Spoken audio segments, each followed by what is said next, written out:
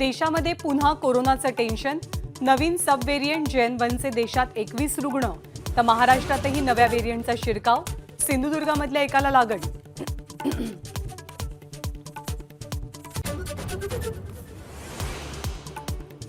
पुणे शहरासह पिंपरी चिंचवडचा पाणी पुरवठा आज बंद. पाणी पुरवठा विभागाकडून दुरुस्तीच्या कामासाठी पाणी पुरवठा बंद ठेवला जाईल, तर उद्या कमी दाबानं पाणी पुरवठा.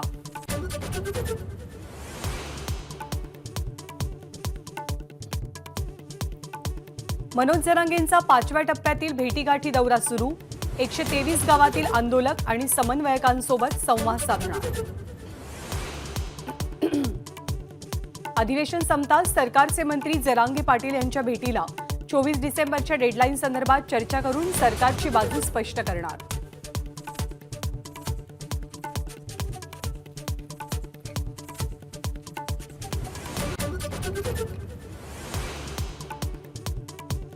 मराठवाड्यामध्ये आतापर्यंत 3,462 कुणबी प्रमाणपत्रांचं वाटप. पुराव्याच्या आधारे 5.5 लाख व्यक्तींना प्रमाणपत्र मिळेल, प्रशासनाचा दावा. आदित्य राजाच्या कृपेनं वरुण राजानं टेंडरचा पाऊस पाडला, तर रोमिल छेडाला 57 कंत्राटं दिली. मुख्यमंत्री एकनाथ शिंदेंचा ठाकरे कुटुंबावरती आरोप.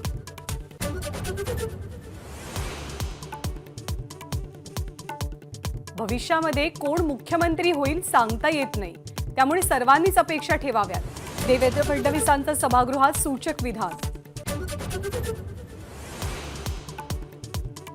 गडचिरोलीमध्ये शासकीय आश्रमशाळेतील अंदाजे 100 विद्यार्थिनींना जेवणातनं विषबाधा. धानोऱ्यामधील ग्रामीण रुग्णालयात उपचार सुरू. काही विद्यार्थिनींची प्रकृती चिंताजनक.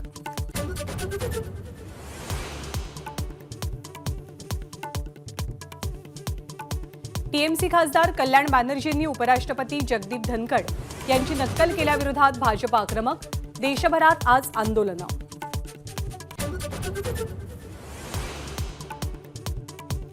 खासदारांच्या निलंबनाच्या मुद्द्यावर आज संसद परिसरात गोंधळाची शक्यता. इंडिया आघाडीतले खासदार संसद भवन ते विजय चौकपर्यंत यात्रा काढणार. मुंबई पुणे द्रुतगती महामार्गावरती आज 2 तासांचा वाहतूक ब्लॉक. सकाळी 11 ते दुपारी 2 वाजेपर्यंत पुण्याच्या दिशेने येणारी वाहतूक बंद. अयोध्येमधल्या राम मंदिरातील प्राणप्रतिष्ठापना सोहळ्याची तयारी वेगात. सुरक्षेची चोख व्यवस्था. राम मंदिरात AI तंत्रज्ञानयुक्त 2,500 CCTV कॅमेरे. भारत विरुद्ध दक्षिण आफ्रिका यांच्यात आज तिसरा वनडे सामना. दोनही संघांच्या खात्यात प्रत्येकी 1 विजय.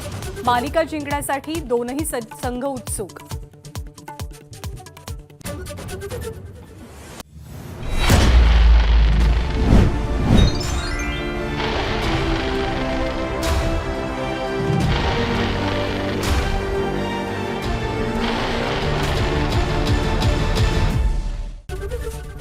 ABP माझा, उघडा डोळे बघा नीट.